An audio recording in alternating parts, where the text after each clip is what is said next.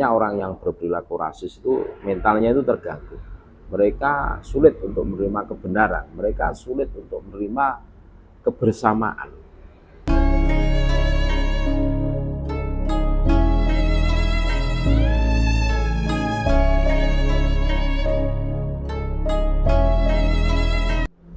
Assalamualaikum warahmatullahi wabarakatuh.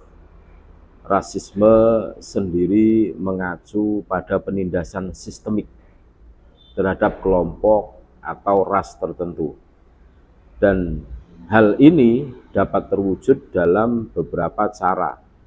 Stereotip, kejahatan rasial, dan ketidaksetaraan hanyalah beberapa contoh dampak rasisme, yang semuanya jelas dapat berdampak buruk pada kesehatan mental. Makanya orang yang berperilaku rasis itu mentalnya itu terganggu. Mereka sulit untuk menerima kebenaran, mereka sulit untuk menerima kebersamaan. Meskipun rasisme juga mempengaruhi kesehatan fisik.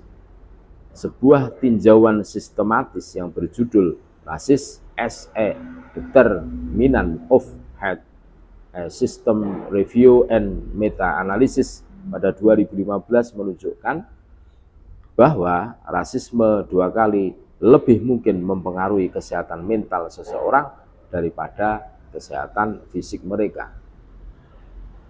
Dari penelitian itu bisa ditarik kesimpulan bahwa rasisme itu mempengaruhi mental, pola pikir seseorang. Dan kita semua tentunya sudah tahu bahwa mental para pengusung rasisme itu ya kebanyakan ya keras-keras, tidak mudah menerima kebenaran, tidak mudah menerima omongan orang yang di luar mereka, utakaburan.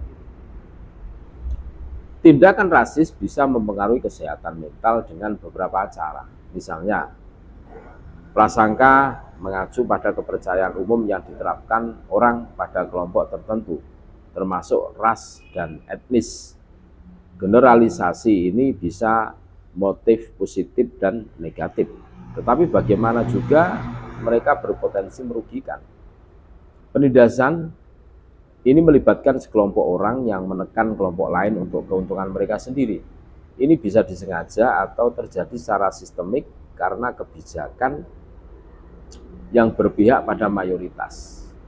Bentuk penindasan yang paling terbuka termasuk penganiayaan, perbudakan, dan kekerasan yang menargetkan orang yang direndahkan.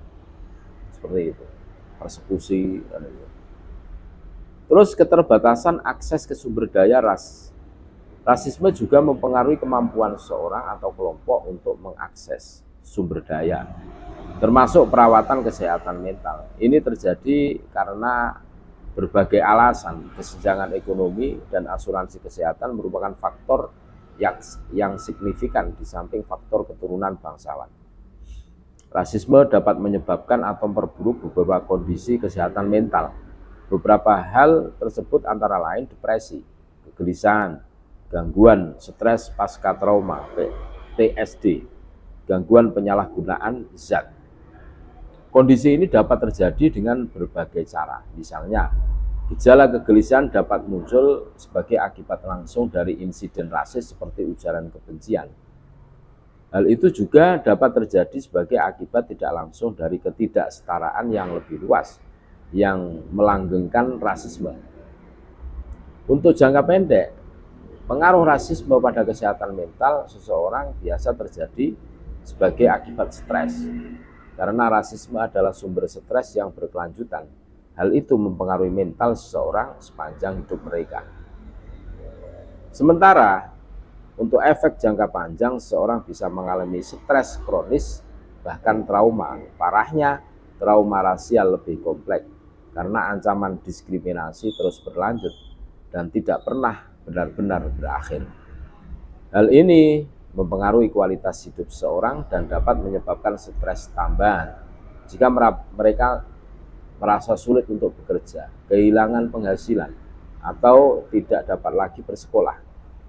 Ada juga bukti yang menunjukkan bahwa trauma dapat diturunkan dari orang tua kepada anak-anak mereka pada tingkat genetik.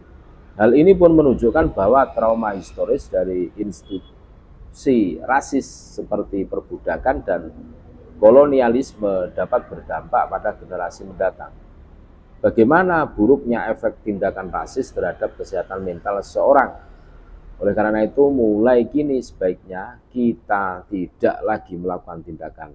Jangan lagi melakukan tindakan yang rasis, yang berpotensi melukai perasaan orang lain.